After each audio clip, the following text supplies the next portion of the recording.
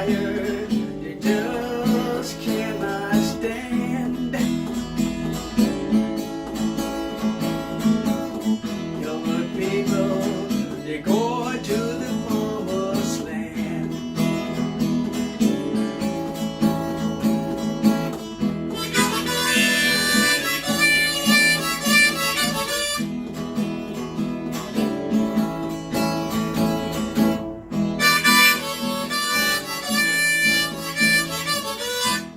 With Hashem's loving grace, this is Laser Brody, your host on Laser Beams, and tonight we have a extremely special guest, Avraham Bell. Avraham is an unbelievable personality. He's a microbiologist and an MBA, and he works in bio-high-tech in Israel, and he's a musician. He's an artist par excellence. He is a former sprinter. The guy has got so much talent, and above all, he's a Talmid Chacham, and he's the father of Talmidei Chachamim. It's an amazing, amazing, amazing guy. And I want you to meet Avraham Bell. Avraham, welcome to Laser Beams. It is an honor to have you. Thank you. It's an honor to be here. Okay, Avraham, first thing I'd like to ask you, tell us about your background, where you come from and your roots. Right. So I was born in North Carolina, like in 1956, in a really small town called Salisbury, North Carolina. It had about 20,000 people in it. Right. It was a time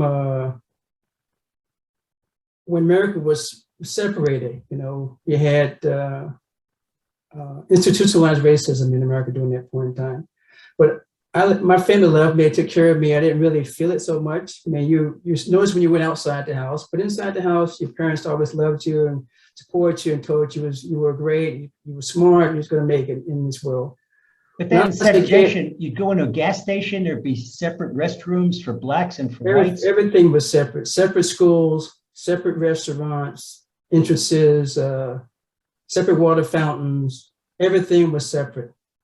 And as a kid, I thought it was normal because I didn't know anything different, right? But I think when I was a little kid, we lived near the forest. So every day after school, I would go in the forest. I was out there, I looked around the forest, I see the light coming through the leaves, the wind blowing, the string bubbling, I hear the birds and the bees and all the animals in the forest. I said, wow, this is amazing. Whoever created all this stuff must have created me too. That was when I first came to realize there's a God in the world. And he created all this stuff, he runs it. So I said, wow, that's the God that I love. So as I got older, my grandfather, he was a Baptist preacher, man. So they had like one of those Southern churches where they had like the organs, band, like the guitars, the basses, you know, all the choirs, like the full-blown band in church. And I was just singing the choirs as a little kid, you know. But is that your beginning in music? Yeah, that was the beginning of music. Yeah, so you sing gospel? Yeah. That's where the Go Down Moses came from? Yeah. So I was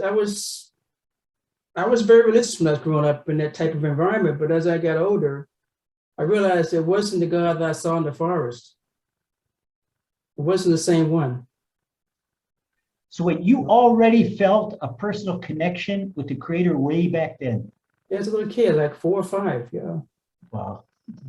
So you had this in you. You felt this is in your DNA. Yeah, in my DNA, yeah. Unbelievable. So where'd you go to high school? I went to high school, and when I got to junior high school, they desegregated the schools. So I went to a mixed junior high school and a mixed high school in North Carolina. So there's only one high school, only one junior high school in the whole city because it was a small city. So you went to a mixed high school, so all of a sudden you encounter white kids.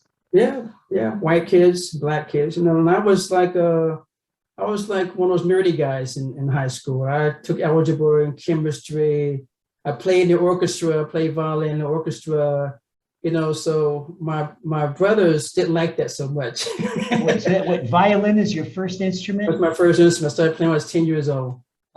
And then when did the guitar and the harmonica and all the other instruments come in? It came later. When I met Yehudit, you know, I think one of the first things he bought was a guitar. Yehudit, this Avram's wife is Yehudit. She's very, very special. Yes, my wife, she bought me a guitar as a birthday present. Yehudi, Yeah, she was a professional musician, wasn't yeah, she? she plays saxophone. Saxophone, unbelievable. There's not Yeah, many women saxophone players. yeah, that's how we actually met through Uh-huh. music. But Okay, yeah, but so that's already later. That's out. You that's went. You much went. later. That's much later. Yeah. So we left. We left North Carolina my senior year of high school, and we moved to Columbus, Ohio. You were a good student, weren't you? Yeah, I was a good student. I was always. I like learning. Uh-huh. Because you were accepted into the Buckeyes. You were accepted to Ohio State, right? Yeah, we got accepted to Ohio State. Yeah. And I wasn't saying I was an A student at Ohio State because it was very competitive. What is it about Ohio State that it's a factory for great Balei Tshuva's great Gary Tzedek? Calvin Murray, who is now Joseph Murray, he was an all-star Buckeye Ohio State. He's also from Ohio State. He was a legend at Ohio State. He's a legend. Yeah. So we started in Ohio State, and I went there. Then I graduated from Ohio State, right? Then I started working in clinical trials on cancer patients. That was my first job out of college. Where was that? That was at the Ohio State Hospital. I forget the name of the hospital, but that was in Ohio. it was in Ohio, still in Columbus. They had like a huge cancer development center there in Columbus, Ohio. And so what stage did you leave Ohio? I left there in 1984. When I worked in after college, I graduated in 1980, and I worked in the university. I think it was University Hospital. I worked there for a couple of years, and then I was working on a clinical trial, and it totally failed. They didn't save anybody. It was really cause no more patients, and they weren't getting any better. And so they canceled the trials, and so I was out of a job in the middle of the winter in Ohio, and I said, "What am I sitting there freezing for?" I said, "Go to California where it's nice, sunny, and warm." Okay, so you went to California? So I went to California. Either I sold everything I had or gave it away, and I packed my car up, whatever I could carry, and I drove 41 hours straight to California. There was potluck, or you had something planned? I had nothing. I had one friend there from college, but I didn't have a job. I went to California, and it was aching in my heart. So what happened when you reached California? I got there, and so I started doing that old American dress. Went to acting school for a while. Oh, no kidding. Yeah, I did acting school, the ACT in San Francisco. I started modeling jobs, doing ramp work, walking up and down on the ramp and all this stuff, turning and twisting, But then I said, this is not for me. I don't like being a piece of meat on the stage. So at what stage did you decide to go for the MBA? That was much later, because I started working in the lab for like 8 years. Worked in the lab for 8 years. Uh-huh. I worked in pharmacology that's developing Is that when you met Yehudi in California? Yeah. She was what year was that? That was in I think in 82. I had a laboratory, and she was in the laboratory right beside my lab, right? So she's kind of like the girl next door kind of thing. So okay. So at that time, Yehudi was still secular. She was very secular, yeah. And you were not yet Avraham Bell. You were still Preston Bell. Preston Bell, yeah. And I was secular too. I didn't believe in religion anymore. Because I said, if the Jews take it their whole life to Hashem, I say God, if they go into Gehenna, and I'm not, like my father would say, go to church on Sunday, sin on Monday. So, they can, this doesn't add up. Something's not quite right. So I said, I don't believe this stuff anymore. But I still believe in that God I met in the forest. So I would pray. I was just by a dude. I would talk to God in my own words. I would read to Hillel, Psalms of David. I kind of like had my own thing going. Then I met Yehudi. I actually put on these art exhibits at work, corporate art exhibits. And so I would hire bands to play in the art exhibit. Wait, did somebody introduce you to, or did you meet by chance? I just saw it at the art exhibit. She was playing in the band, in the blues band, playing saxophone. at the art exhibit, and you were exhibiting your stuff. My stuff, yeah, another artist stuff as well. It was a corporate art exhibit, maybe about 30 or 40 artists, sculptors, painters, all kind of different kind of people. And they had music at the show. Yeah, had and music you at the was show. playing with the band. And she was playing the band, and I And noticed you were her. exhibiting your paintings. Yeah, so she was playing saxophone. I saw her. I said, no, piqued my interest. So who started up with who? I started with her, but she wasn't very receptive. Yeah. She was very, wanted nothing to do with me. So how'd you do? You didn't take no for an answer. I did. I walked away. That You was. did? You And then walked- she came. Then she came back. And then no kidding. It Just just expect goes, that response, and that's what they say in Hebrew, that the guy chases the girl until she catches him.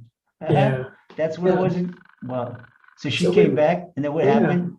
Then we started talking to each other, and she realized it wasn't just, a flaky guy. That I actually had some kind of something inside. And we started dating, and like 8 months later, we're married. Was it a civil marriage? Yeah, the first one. And Yeah, that's started I wrote to Judaism. We okay. got married. Then we had our daughter Sephora. Okay, Right. so then Sippy was born. Okay. Right. We were in Northern California. Then I got a job offer in Southern California, the company called Amgen. And her parents said, if you put him in Jewish day school, we'll pay for it. Okay. So we put her in Jewish day school. And she started asking questions at home. How come we don't keep Shabbat? How come we don't keep kosher? How come we don't go to shul on Friday nights? So what? It was little Sippy, little toddler Yeah. Sippy She that brought us all back. brought her parents back. Yeah. Unbelievable. Because A here little we're not talking about Ukrainian immigrants that come out of dire straits. We talk about a young American couple, talented college graduates, musicians, athletes, beautiful people, and living a nice life. Yeah, we had the American dream. We had the 2-car garage, brand new cars in the driveway, big house, manicured lawn, and a pool in the backyard. Maze, gardeners, the whole American dream. Wow. Okay, so for the whole American dream, come back to Hashem. Okay, so now you come back to Hashem, and then how'd you make the jump from California to Eretz Yisrael, to the land of Israel? Well, Rabbi Brody came to LA. Dick was ready to get on the plane that day and go to Israel. And I said, well, take your time. Just think about this. And then I was in shul davening. I was reading Shema. How many times have you read Shema in your lifetime? One time you read it and it really hits you. You're still praying for Shem to gather you from the 4 corners of the world and bring you upright pride to your land, to bring you home. You're praying every day. Chakras, RV, you pray. What are you saying it for if you don't mean it? I said, Shem, I've been saying this for a while, but am I just saying it? Do I really mean it? Avram, you're so awesome because it's so many people that are born religious, people that are born Haredi, and they say that 3 times a day, and it just doesn't register. It's like you could teach a Brazilian parrot to say it, And here is a guy born in North Carolina, American as he could get, what they call Black American, and he just doesn't see. He's living a great life. The guy is living a great life. He's a professional. He's a musician. He's an artist. He's everything. The American dream. Nice house. Wonderful, beautiful family. And he's looking at the spirituality, what the words mean, and he's asking himself, "Am I sincere or not?" This is almost unheard of. This is called the level of spiritual truth that you arrived at, and this is part of the Avraham Bell DNA from a little kid out in the forest, huh? Right. Wow, this is unbelievable. What do you have to say to people, okay, that they think they're still chasing after the American dream that you had? Right.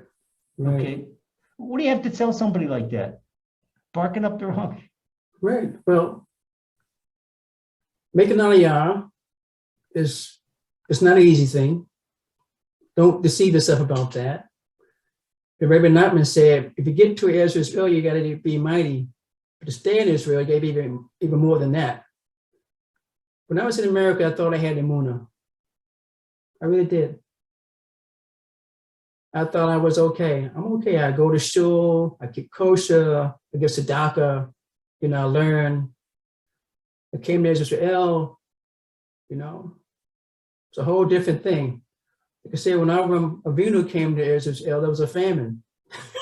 Yeah, that's right. You had the same thing. You're his grandson, you had the same thing. Remember, Here you come from a nice job, and to have a family that you got to put bread on the table.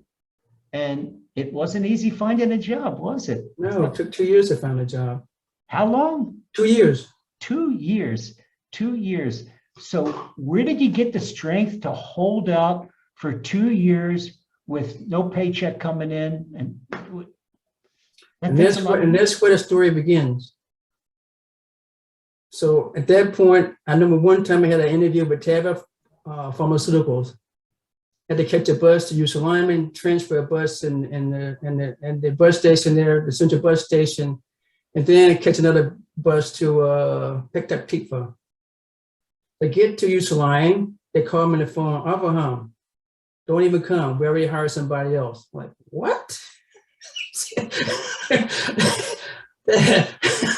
I said, whoa, don't even come for the interview. You can at least interview me, have the decency. But they say, no, we don't. We got what we want. Don't even bother coming. That night I went home. I went in my room and I cried myself to sleep. I said, Shem, you want to break me to pieces? You really want to break me down to nothing like that? I said, okay, I'm nothing. And so I spent most of my time, those two years, learning in the morning, out in the field in the afternoon. I'd be out doing Hitzbah for 6 hours straight sometimes. Wow. And I got to the point where I said, wow, I've never felt so peaceful and happy in my whole life. Imagine, look at this. There's a guy is unemployed for 2 years, but while he's unemployed, he's taking advantage of his time. He's going deep into Gemara. He's spending hour after hour in Budadut in personal prayer. He's getting closer to Hashem. This is where we could converse straight away with Hashem. He always had this aptitude, the spiritual aptitude. Now it's really developing more and more. And then what does Hashem do to you? Right. So the really interesting thing is that when I was a kid, I was in the forest. So I'm in the forest now as a man. I said, yeah, this is the God that I knew when I was a kid. This is the one. Wow. I remember one day I said, Shem, thank you for making me wait all this time. I came out the forest, I got a call on the phone that day. Avraham, you want to come in for an interview? Like 5 minutes. I forgot the forest. You want to come in for an interview? I came in for the interview, I got the job. Bravo. And that's the same company? No, that was a different job. Oh, that's that was a startup. They started up, but they didn't finish. Oh, okay. It was like a year and a half, good salary, car, phone, the whole thing they do here. But it was back in the ball game. It's back in the ball game. And it was a good thing because I needed that job. I needed it. I mean, we hadn't had a paycheck in 2 years. So the bills kept coming, even though didn't have any cash. Wonderful. But the interesting thing, all that 2 years, we never missed a mortgage payment. We never went hungry. It was like living off mon. I know. And the kids are healthy. And the grandchildren healthy. Nobody missed a meal. Yeah, everything came every day. You had to rely on Hashem for every single thing. That's the whole thing. Avram, tell people that we just said it. You never missed a meal. Right? Hashem takes care. That we can put our 10 fingers up to the sky and say, Emunah and Bitachon is the real deal. It's the real deal. Because you've lived it, and you do live it. So now you and Yehudi, you're both beacons of Emunah. Yehudi, she heads the Emunah Beams group. She does day and night. She spreads Emunah. She does so much good for spreading Emunah. You yourself, you're in Torah. You're a Talmid Chacham. Your father Talmid Chacham. Your son Yitz is a Talmid Chacham. Unbelievable. Your daughter Tzipi is married to a family of Chabad Shluchim. And the kids are doing great. Baruch Hashem, you're doing great. Where you go from here? Where you go from here? What's your message? What's your message to the folks back in America? What's your message to Jews still in America? What's your message to people that haven't yet come on the train for Emunah? Right. People get ready. Come on, Avraham, let's hear you. Yeah. Because the People get ready, the train is coming. Come on, take it. Hit some more. You got your harmonica next to you? Picking up passengers. Yeah. I don't have one close by. What's your message? Well, I was talking to my son today on the way to Yerushalayim. I was saying my goal is to right now in life to work on my relationships. The 3 relationships a person has: one with Hashem, one with other people, and one with themselves. A lot of times people really work in a relationship with Hashem. They dive and they learn and they really do all they can. And sometimes they work on the relationship with other people, how they care about other people. But usually you got to take time to work on yourself, your own relationship. In order to have a relationship with someone, you got to spend time with them. You got to spend time with Hashem, spend time with your spouse, your friends, your kids. You got to spend time with yourself. You got to work on yourself. You got to understand who you are, how you feel, right? So you know what that really is? It's one thing when we learned, when I did my course as a health coach, and they had the emotional side of health coaching, there was a thing about reducing stress, and it's called daily centering. But the problem with the secular version of daily centering is talking a person with himself. And he's like, you're in your own little swamp, your own little puddle, like a frog in its own puddle. Right. When you connect to Hashem, you add this whole vista to yourself. And your relationship to Hashem, you can't get to know yourself without having a relationship with Hashem. Would you say that? So it's all connected. It's all connected, right? Baruch Hashem, Baruch Hashem. And what are your plans from here? My plans is just to keep working on myself, becoming a better Jew, trying to love people as much as I can. We love Hashem, we gotta love his kids. And everyone's Hashem's kids. I mean, Jews are his firstborn, but the other people are his kids too. And you gotta let them know that, there's room in your heart for them as well. So what I'm trying to do these days is just love as many people as I can, but honestly. My name is Avraham Yehuda, right? So if you think of Avraham is all about Hesed. And Yehuda's name means gratitude. So I'm all about kindness and gratitude. I want to be kind to people. And if they give back, great. I'm grateful. If they don't, it doesn't matter. So my love is unconditional. My kindness is unconditional. Do you know what it reminds me of? Your name, the initials of your name tell you that you act like your Father in heaven. Because Avraham Yehuda Bell, if you turn the initials around, Aleph Beit Yud, that's Avi. That's my Father in heaven. Yeah. So it's Avraham Yehuda Bell, he's got love and compassion just like his Father in heaven for every one of us.